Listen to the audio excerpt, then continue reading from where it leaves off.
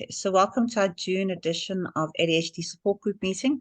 And the topic tonight is on how to effectively and positively parent your neurodiverse child. Okay, but what we did is I spent most of the time on this presentation focusing on the ADHD. So I'm going to share my screen with you and we can start. Here we go. All right, from current slide. Okay. So there's different parenting styles. So what I'm going to do is I'm going to go through each one, and then you can actually look and say, is this applicable to me or is it not? And you might find that there's a little bit of each, or you've got one dominant parenting style. Okay, so there's authoritative parenting. So it's demanding, highly unresponsive. It's my way or the highway. Emphasize conformity and obedience, unwilling to see the child's point of view, and parents have 2 votes and the child has none. So children of authoritarian parents tend to be anxious and distant. Okay, so that's first parenting style. Then there's the permissive parenting. So they make no demands on their children. They're extremely accepting. They're disengaged. The child gets 3 votes and the parents get none. Hands-off philosophy. Minimal commitment to children, display little emotional or physical warmth to their children, and they may suffer from depression. So these are the parents. Okay, so children struggle with attachment, poor social and EQ skills, low self-esteem, and they struggle with authority figures. Okay.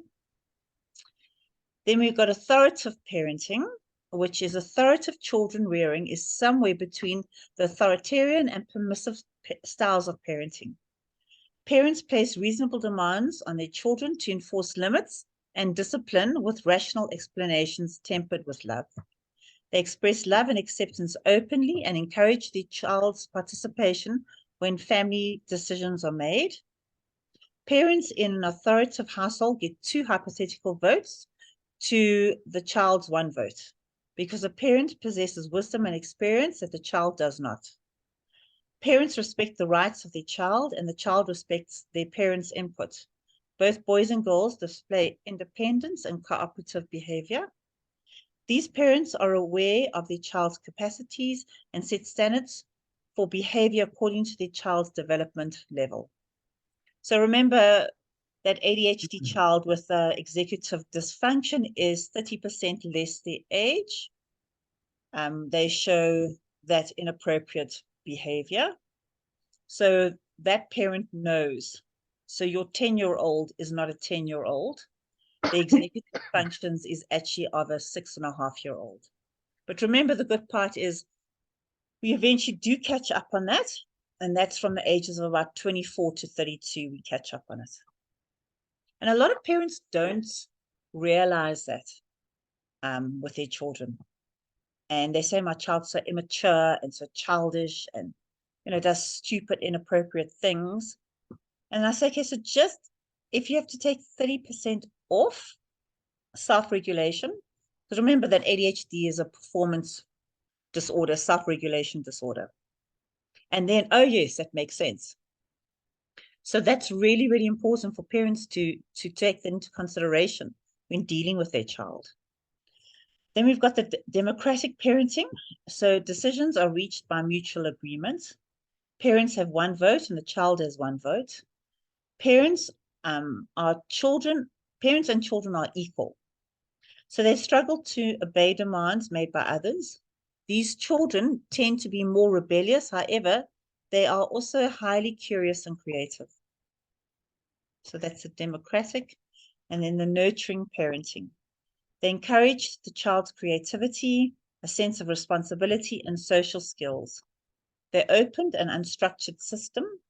Parents nurture their child's development every day. Parents instill confidence and persistence in their children. Neither child nor parent have a vote in the decision-making process.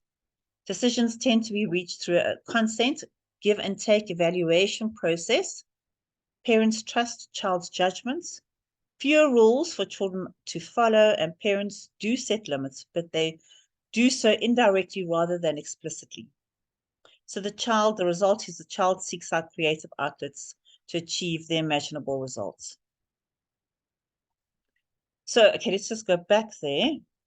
So if you have to look, are you a combination of some of them? Are you dominantly a nurturing parent, a democratic parent? And then the other question to ask is, what is your partner? Is your partner on the same parenting style as you? Because that's one of the biggest problems, is if you're not on the same page, especially an ADHD child, which they say is like having two children, okay, can cause a lot of unhappiness in a marriage and in a home. So one of the most important things is that the parents are on the same page. And if they're not on the same page, I really urge them to get onto the same page. So Jenny, are you on the same page with are you married, divorced, husband? You For myself? Sorry. okay. Yes, I am married. And it's quite interesting to read these because I think, oh, maybe I'm that one. And then I'm like, oh, maybe I'm that one. But I don't know that we're necessarily on the same page all the time. Okay. As far as those styles are concerned. I think the styles may differ from each other and for circumstance. I don't know if that's possible.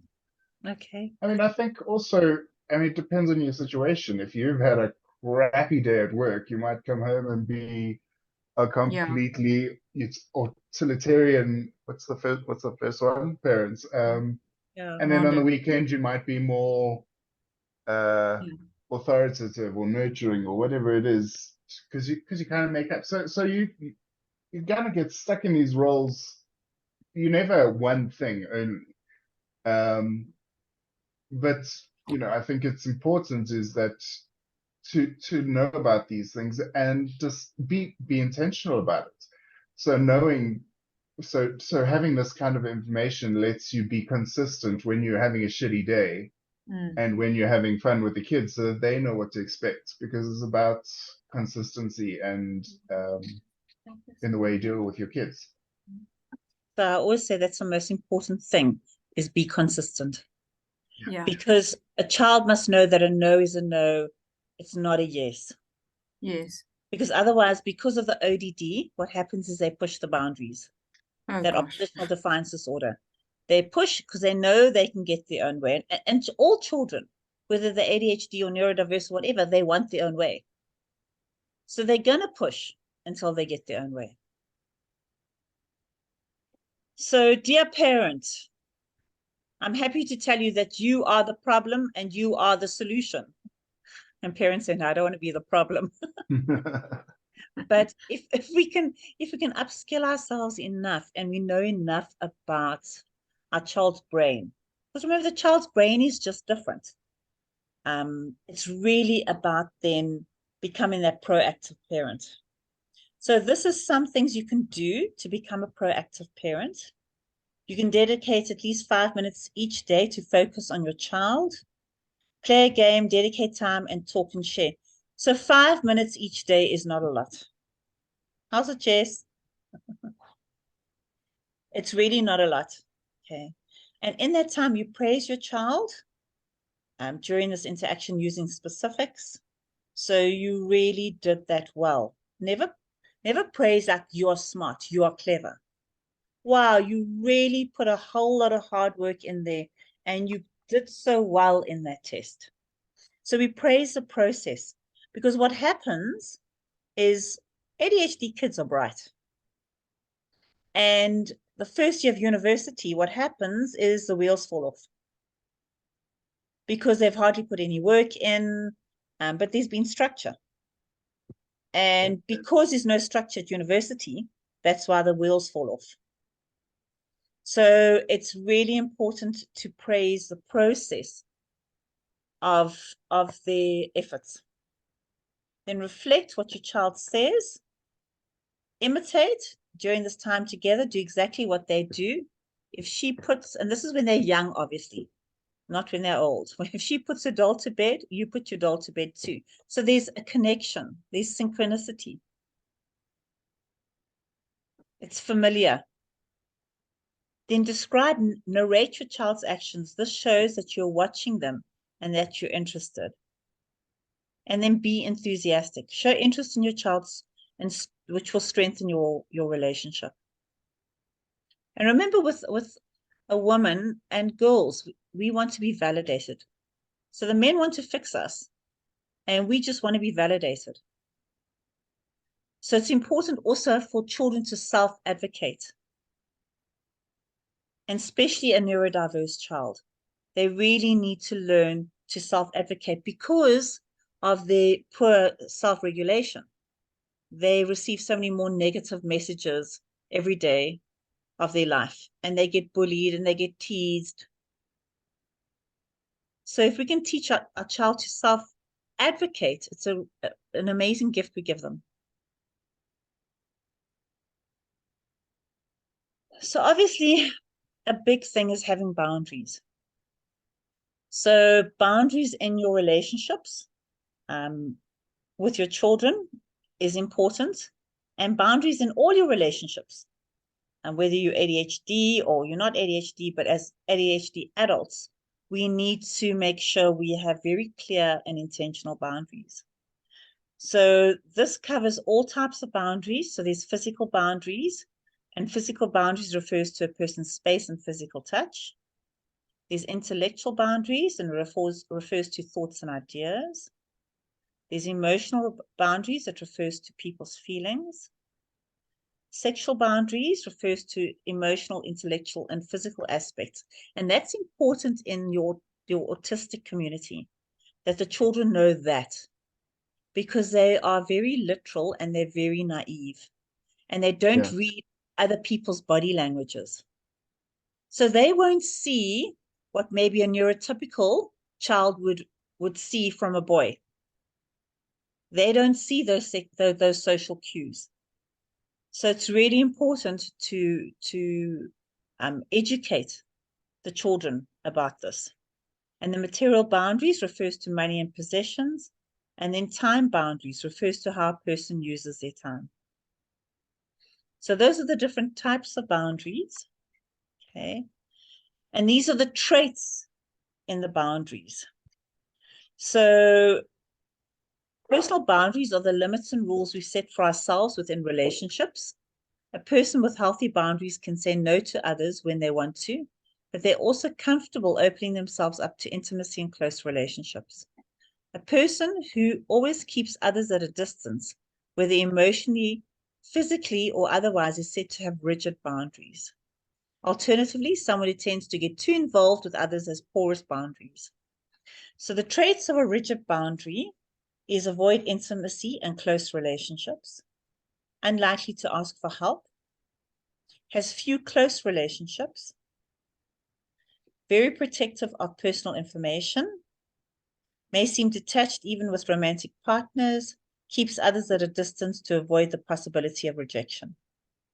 In the porous boundaries is overshares personal information, difficulty saying no to the requests of others, over-involved with others' problems, dependent on the opinion of others, accepts abuse or disrespect, and fears rejection if they do not comply with others.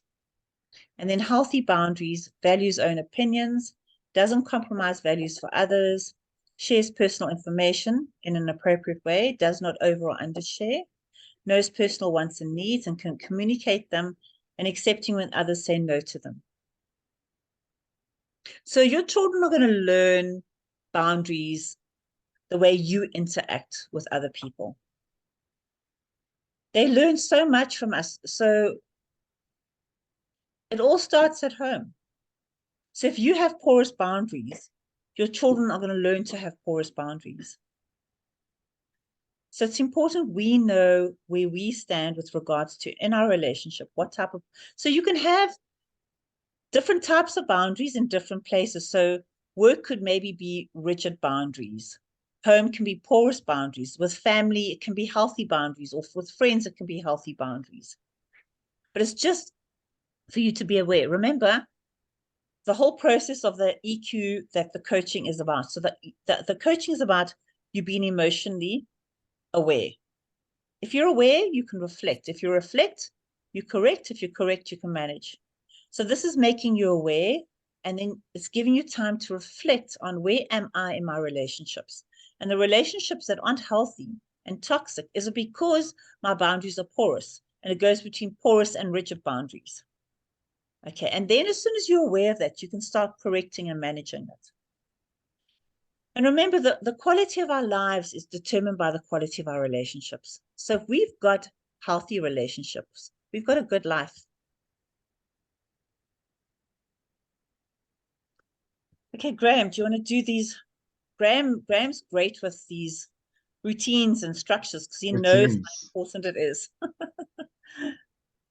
So with ADHD, so one caveat, you can have the greatest routine that'll work like a bomb for a month, 2 months, 3 months, and then it's going to stop working completely because we need variety, we need things to change, and nothing's going to be solid for long. So find something that works and know that in 2 months' time you may need to change it up and find something else that works, because it's just the way our brains are wired. That we need the variety, we need things to change. Sticking to a routine, and saying it's going to be the way it is for the rest of our life is, it's fun to imagine, but it's just not going to happen. But it is important to find these ways to just get the stuff done, because we're so time blind. We don't,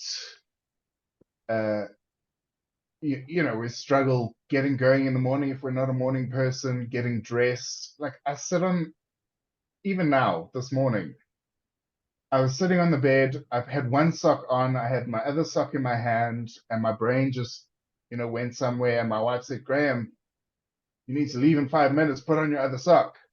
Right. So there's lots of tools. So that's it's me. It's just the way I am. It's I've got tools in place that help me, but accepting it is part of it. So things like you skipped morning routines. There's a great app called Brilly that we do a bit of work with. If you struggle to get going in the morning, it's basically a timer, and you can set your timer to 2 minutes brush your teeth, 10 minutes in the shower, 5 minutes brush your hair, put on your shoes, put away your towel, and then it just runs through these things. So if getting going in the morning is not working, it's great for kids because it turns it into a game. You get points. That's another way to motivate, kind of sticking to a routine or following a process, is to turn it into a game. And that means having rewards at the end of it, or making it fun, setting a time to it. So that kind of exciting thing often helps with that. Getting into routine for work can be more difficult, especially if it's a subject that you just have no interest in. For me, it was maths. I still need to take off my shoes if I want to count all the way to 20. But but you made it. I did, and it was actually one of the only firsts I got in university was for maths. But you need to get into a routine, and often doing that stuff that you don't enjoy first is the best way to do it. It's called eating the frog. So if you have maths homework, English homework, and art homework, save the art for the reward if that's what you enjoy doing. Start with the maths. You're going to rush through it because you want to get to the other stuff, but you're going to get it done. And that's when you have the most amount of time. Another thing is that, especially with kids, your brain only operates in intervals. So telling your kid, you put your ass on that chair and you don't get up until your maths is done, and they sit there for 3 hours, they'll be productive for the first 15 minutes. But even though they're sitting there looking at the page, they might even be doing the sums. Anything after that is nothing. It's not going in, it's not productive work time. So use tricks like the Pomodoro method, which breaks up your work time. And that just means you break your productive focus time into 10, 20-minute gaps, depending on your age. And then the thing is, you don't need another 10 or 20 minutes after that to recharge. You just need 1 or 2 minutes to walk around the garden. If you're an adult, get coffee. If you're a kid, go play with the dog for a couple of minutes, listen to a song, have a dance break, whatever it is. And then you go back and you start again. And then you start fresh with that 20 minutes. And that's productive time. But trying to sit for 4 or 5 hours in one go and get everything done without any breaks it's not going to happen. You're wasting your time. Rewarding progress, so especially those things, it's part of gamifying it. Those things like the maths or whatever stuff you don't enjoy, reward them for it. Give them extra 5 minutes of TV screen time or something like that. It doesn't have to be a huge thing, but just that's on the head to say this was good, you worked hard. Even if they fail the test at the end of the term, you can see the effort that they put in and encourage the effort rather than the results. Because you can see they're working. They probably even know the work. They're just freaked out during the exam, and that's a different situation. But staying encouraging. And being a cheerleader for your kid with ADHD, I think, is one of the most important things. And then, when you're finished with the work, having that wind down period at the end of the day, because you're going to have this feeling that you have been deprived of all the fun stuff. You're going to be looking for dopamine because you've been doing boring homework. So you're going to be bouncing off the walls. You're going to be full of energy that's been pent up while you've been at your desk or at the table, wherever you've been. So creating a routine for that as well and allowing that kind of thing. If your kid is super hyperactive, running around like a mad thing, you need to give them the opportunity to get that steam out. You can't then say, all right, well done, you've done your homework. Now it's time to do your chores. And then it's dinner and then it's bedtime. They're not going to do it because they've got so much energy inside them that they are going to, the wheels are going to fall off. They're going to have temper tantrums. You're going to freak out. What are you highlighting for me? Just wicked. But just, making sure that you've got that time to get your energy out, to do something you enjoy, wind down in your own way. It's about knowing your kid. But then, so free time in that space is important, but then having a routine in the evening. So whether that is doing the chores, and do the chores with your kid. It's time to spend together. I feed the dogs with ham. It's amazing. Getting into the habit of getting your books and stuff ready for the next day, because if you have ADHD, every time you walk out the door, there's something you've forgotten. No, that's it's too much. But we forget stuff just because we're not focused and we're time blind. Screen time during bed, the refresh rates of screens inhibits proper sleep, getting into the proper rhythms and stuff that you need. So trying to avoid screens, even if it's your phone or whatever, read a book on paper will help you sleep better. But reading a story just before bedtime with your kid is great. It helps them to calm down all the noise and all the thoughts that they've got going on left from the day, and distract them for a bit, and then it's bedtime. And if you get into that routine where it's dinner time, bath time, have a cuddle with mom and dad's going to read my story while mom puts down Ruth. This is the routine in my house. Then we say prayers together. she knows exactly what's coming. There's no surprises. And if we break our routine, then the night, is a nightmare. She wakes up at 3 o'clock in the morning or has bad dreams. So all that kind of stuff is just it's comforting and safe for your kids. Yep. So I think even as adults, one of the biggest things I've learned with my clients as well is that put the things out the night before. Even with some of the adult clients where I say, have a Monday, Tuesday, Wednesday, Thursday, Friday outfit, because indecision is also a thing that you procrastinate about. So I remember sleeping in my clothes at night, putting my school clothes at night and then going to bed. So it just saved me a bit of time in the morning. And then covering myself up so my parents wouldn't see that I was in my school clothes. They were always creased. I don't know why they're creased, but it really helped. And I now know when I've got workshops or I've got a really busy day, everything's prepared the night before. My clothes are out, everything. And it does make it so much easier having that routine, having that structure. Because remember, the structure makes us feel secure. So if we have that, we're more secure as human beings. And you can turn it into something really, it's a really powerful tool if you start to do it right. So I do bullet journaling. If I do my bullet journaling the night before, I set up my day, the tasks, I know what I have to do tomorrow.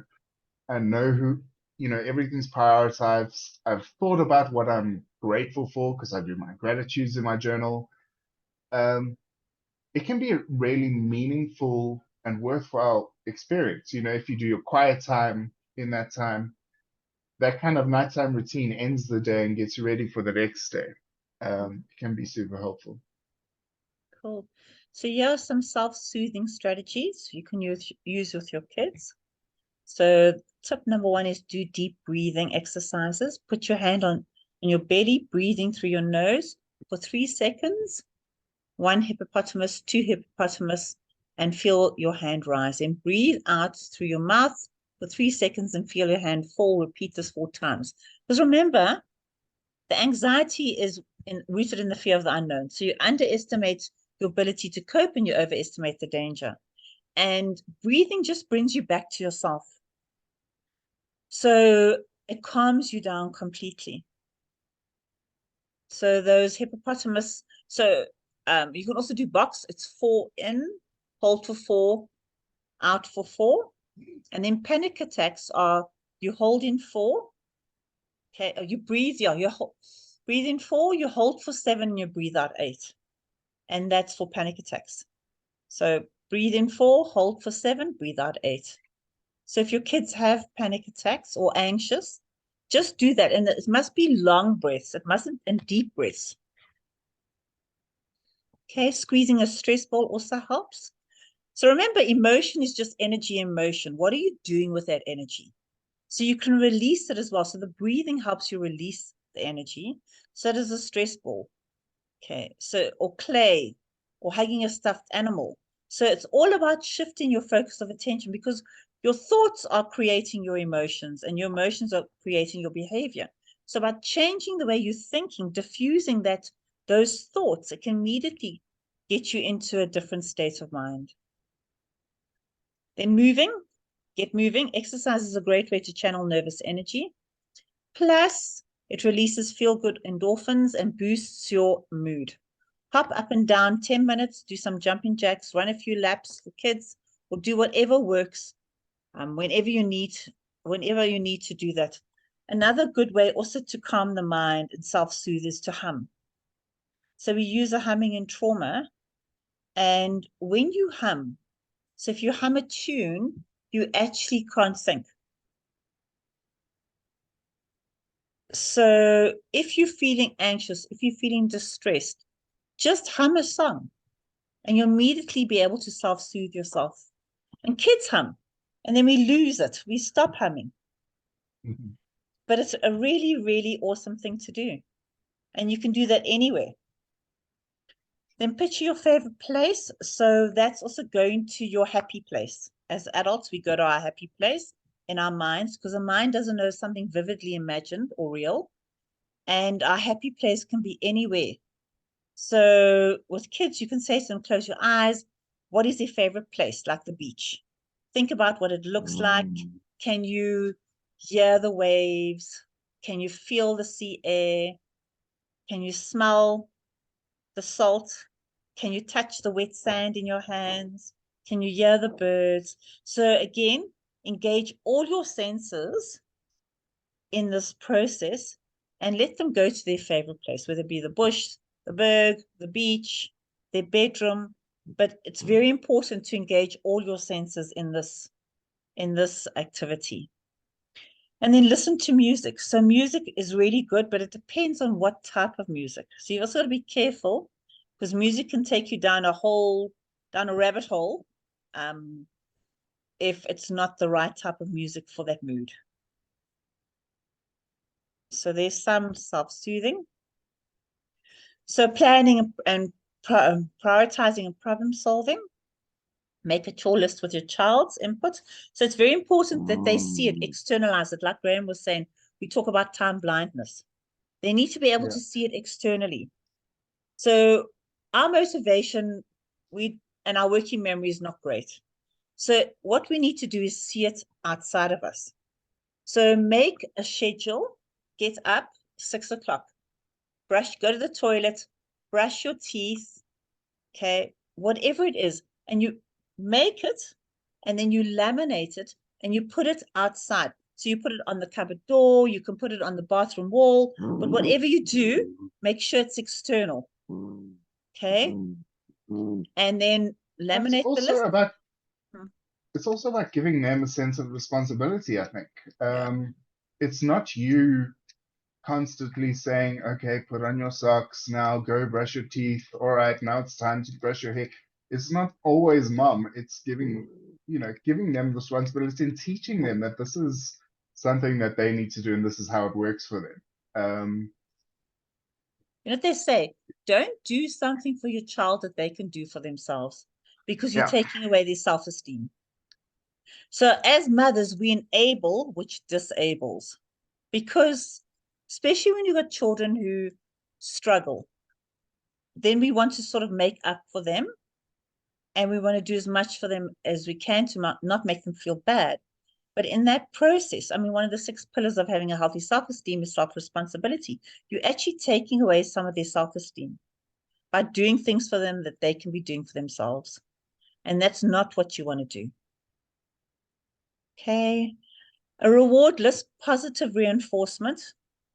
So we're very good at taking away things. I mean, how often do we, when our children are playing nicely or doing their homework nicely or just behaving, do we ever give them attention? We're always giving our kids attention when they're naughty. Okay. And then they learn the way to get attention is by doing things that get attention. Yeah. So we've got to change it. We've got to look at it and say, okay, when they are behaving, that's when we need to give them a massive amount of attention, not when they're misbehaving. Because if you do that, then they'll start behaving more because they know that's when they're going to get mom and dad's attention. So it's being aware of it and saying, okay, so I need to give more attention to their good behavior than their bad behavior. Okay. So remember, as parents, we are there to teach our children. We need to guide them. Okay. And they must experience the natural consequences of their actions. So we need to praise our children when they're doing good and encourage them. And that also goes back to where we learn to discipline and we don't punish. So disciplining is teaching. Punishing is making them suffer. And some ADHD kids you really want to punish because they are so naughty and, all those sort of things. But it's the worst thing because what they do generally, they're not motivated through fear. They're motivated through love. So hit me, scream at me, I don't care. Take away my stuff, I don't care. Okay, and that's the problem. Okay. So let's go to self-regulation. Okay. So Graham, do you want to go through that? How to... Sure. Okay. So improving emotional self-regulation, often, especially so with younger kids, like my daughter, when she's having a temper tantrum, she's crying so hard she can't actually breathe. She doesn't know what she's feeling or why she's crying or what's going on. So helping her, and a lot of people just struggle with this, especially if you're on the spectrum or neurodiverse. Understanding what emotion it is you're feeling can be a challenge. So learning and teaching your kid what happy feels like, or what sad, or depressed, or whatever it is, validating and teaching them the name of their emotions, and teaching them to be able to express what they're feeling is important. So using reflective listening, so repeating back to them so that they understand, or to show them that you understand and know how they feel, or not know how they feel, but you understand how they feel. So taking a walk is a way to do this, taking a break from the conversation. So this is like what I was, saying before we began. Often my parents wouldn't give me a break. They'd hammer me until they got the answers they want, and I would say, no, I'm not going to do it. So I don't know. I just needed that time to, get away before I was ready to talk about it. Giving gestures of comfort, and then the right kind of pressure. My mom went to a parents' evening once, and the teacher said, "Oh, Graham, he's a great student. He's very arty, but those arty kids, they're just not good at maths." And after that, my mother hammered me to learn maths. Like, it was all she cared about. She wasn't interested in the art that I was doing, or the technical drawing, or the history essay. She just wanted to know how I was doing in maths, which was, it got me through, but it didn't. It didn't give me the support I needed and the stuff that I actually did enjoy and the stuff that I ended up pursuing. And recognizing that cursing and yelling is often just a way to try and get the emotion out, that you don't know what you're feeling, and it's frustration. It doesn't mean that they hate you or they mean what they're saying. It just means that they are trying to get out what they're feeling. So I don't know so for me, something that works with Hannah, I often talk about it, is when she's okay. Here we are. No. Spotlight strategy. Right. Okay, so when Hannah is so this is one way to do it. I do it so differently. When Hannah is freaking out, and she's can't breathe, and she's crying, and she doesn't want to talk or know, and she just wants to cry, and she can't get her words out, mom says, okay, go for a walk with dad. And then we go out into the garden, and it can be at 11 o'clock at night, but we go out into the garden. Now she knows what the deal is. So she immediately quietens down and starts to listen, because she knows I'm going to ask her, what can you hear? I hear a bird, I hear cars on the highway. But this is part of just breaking that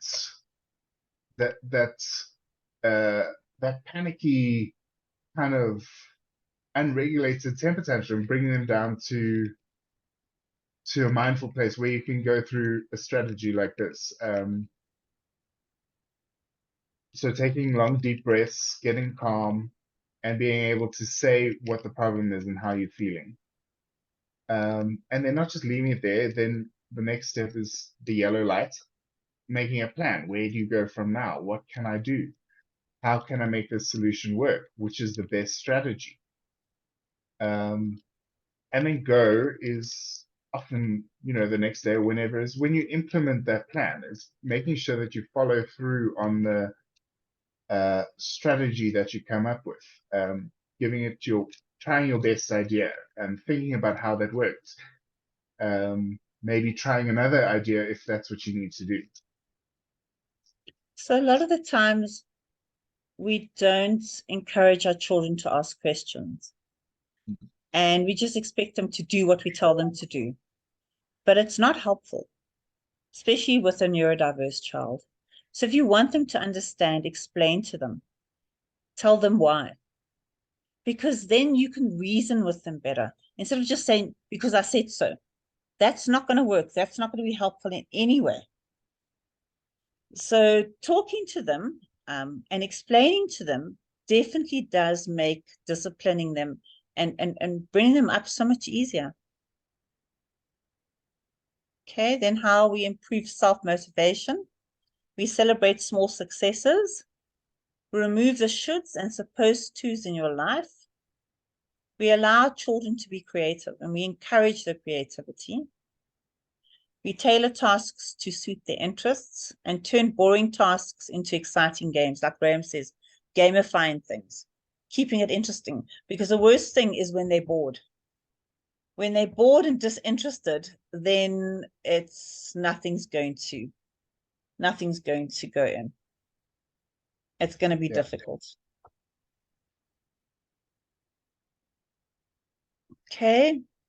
Here are a few communication tips when communicating with your child. Use direct eye contact when giving instructions.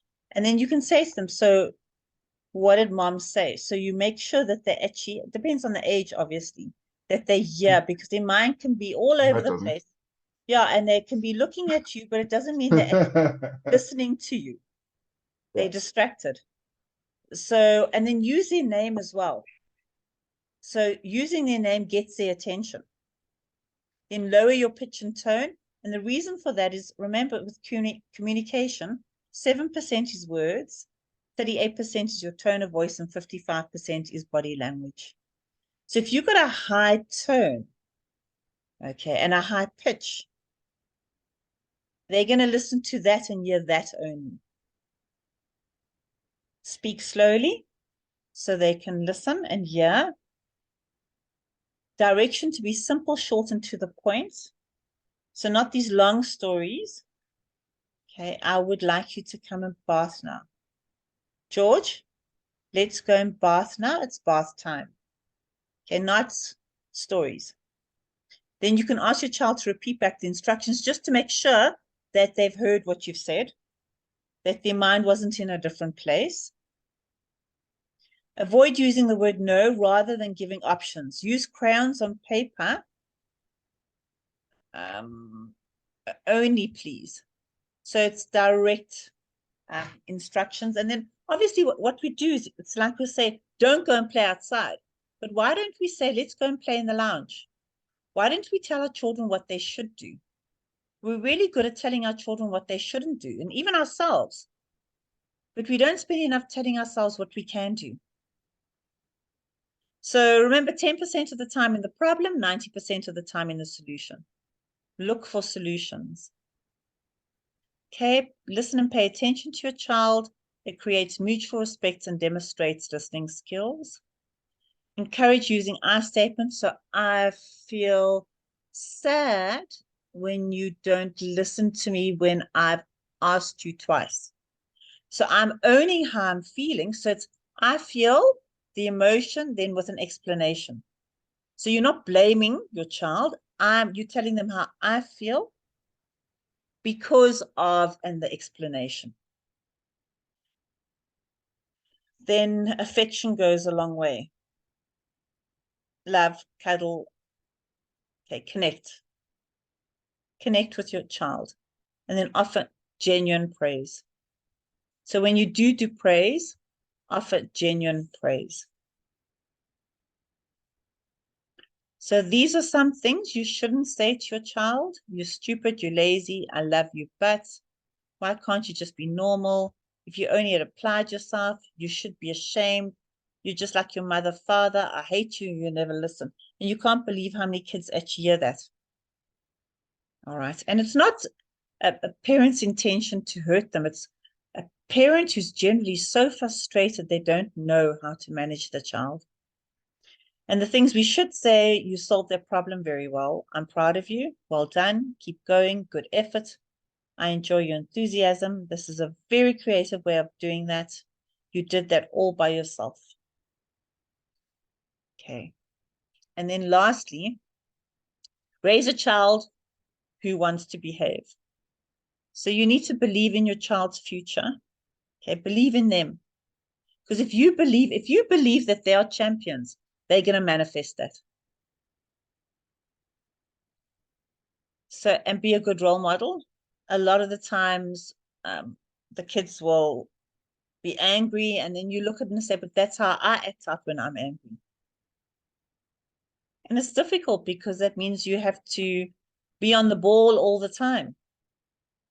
But at the end of the day, you're teaching your children how to manage their emotions as well.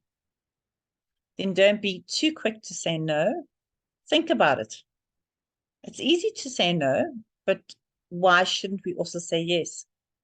Don't use it as an automatic response. Then pay attention to positive behavior. So like I was saying earlier, to good behavior. When they're sitting still and they're doing their homework, or they're watching TV, or they've cleaned up their room, pay attention to that. Give them attention for doing that. So the more attention you give them to positive behavior, the more they're going to want to do positive things.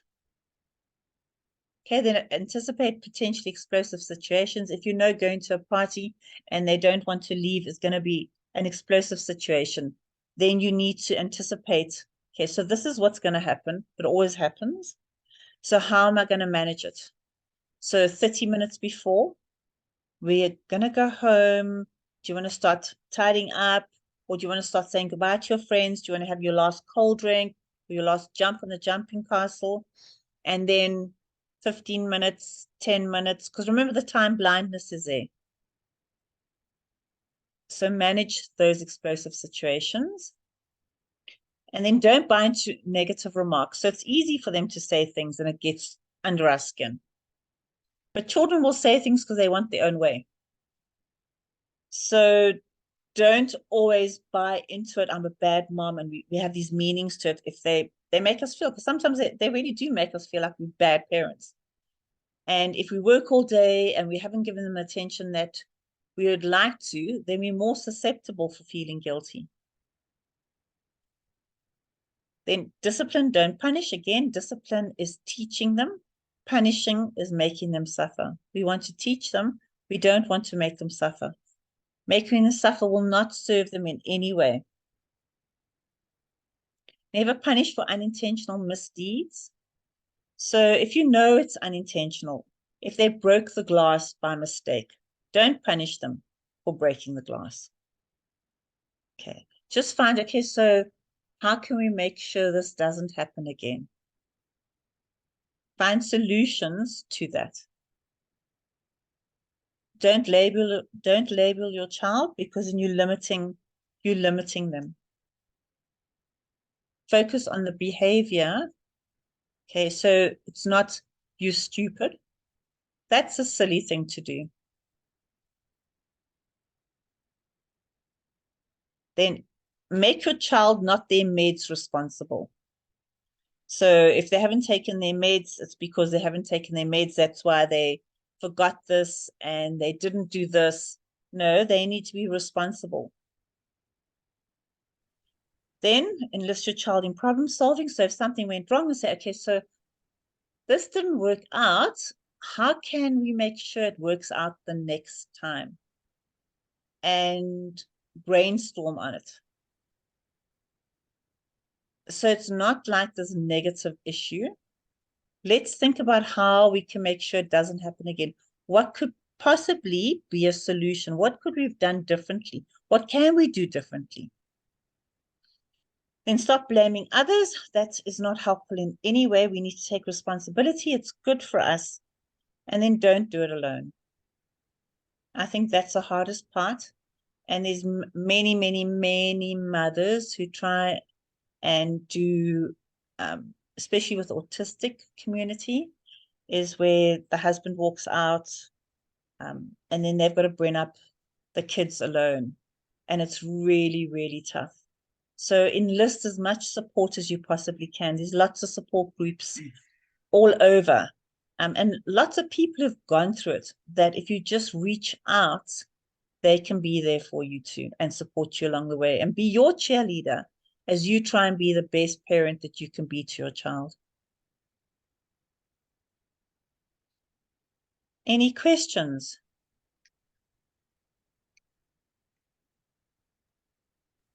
Tracy, can you explain time blindness to me again, please? So with an ADHD person, we're not aware of time. We have no concept of time. We're blind to time. So we need time to be external. We need clocks. If you look at my house, there's clocks all over. We need watches. We need planners. We need diaries. So we can actually see, we need to see time as physical. Because remember, we've got this Ferrari brain, but bicycle brakes. Unless it's in front of us, we don't see it.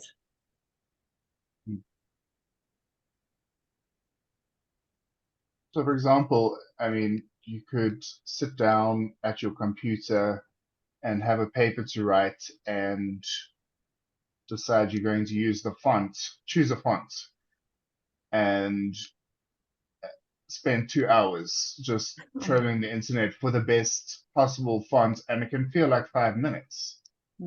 But the sun's going down and your paper's due in an hour, and you know that's what trips you up with in that situation. Or you can sit down to work on maths and focus for 5 minutes, and it feels like you have been there for a year. All right.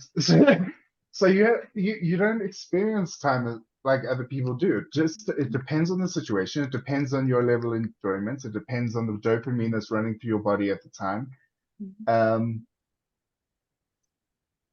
But yeah, putting on socks. It took me 5 minutes to put my 2 socks on this morning just because my brain was somewhere else and I wasn't being present. So I think that's why, making time external, having alarms. I live my life by alarm. I've got hundreds of alarms on my phone set for different days. It's just because I need that thing to tell me when it's time to move on to the next task, because that's another thing is you can't move on to tasks because you don't know how long this one has taken or is going to take or should take because you just don't think about it.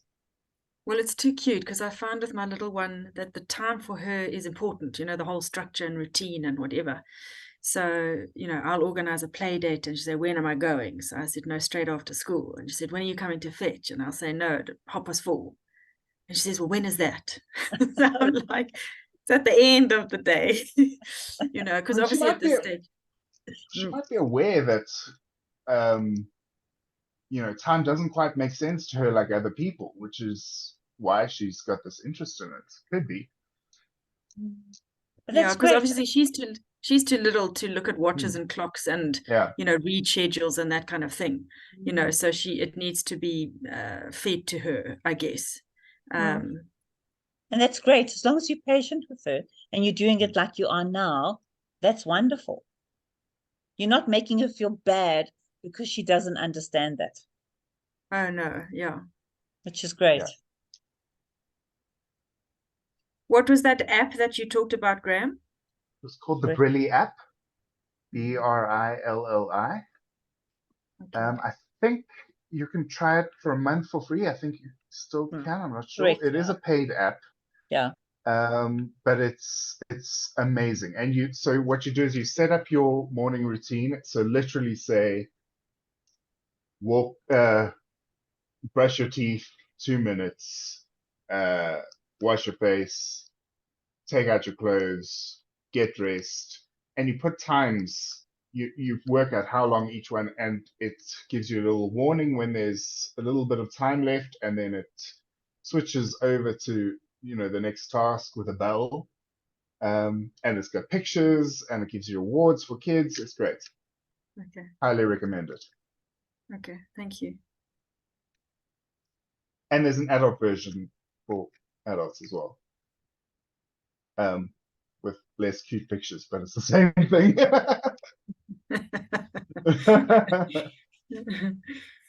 Okay, good.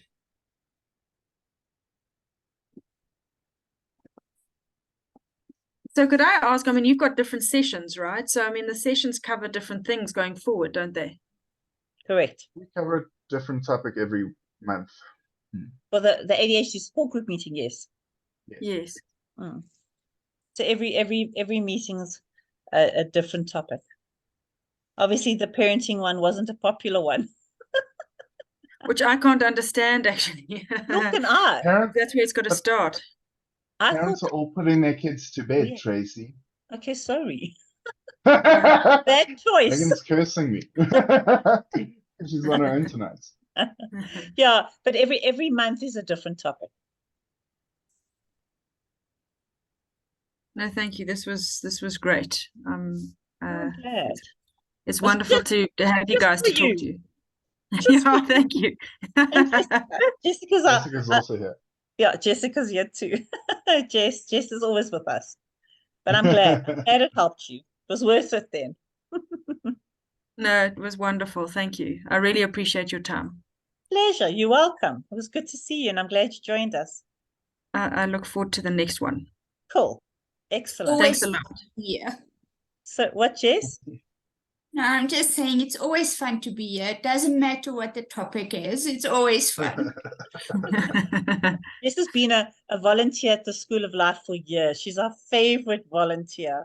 So when my coaches do training and they need practicals, Jess always, I'll volunteer. She's amazing. Well, that's great. Thank you. I appreciate learning from you. Pleasure. It's good to see you. And thanks, Graham. Right. And thanks, Jess. And we'll see you next month. Good. Thanks a Oh, lot, everybody. Have a good evening. Yeah, you too. Okay. Bye-bye. Have a good night. Bye-bye. Okay, bye.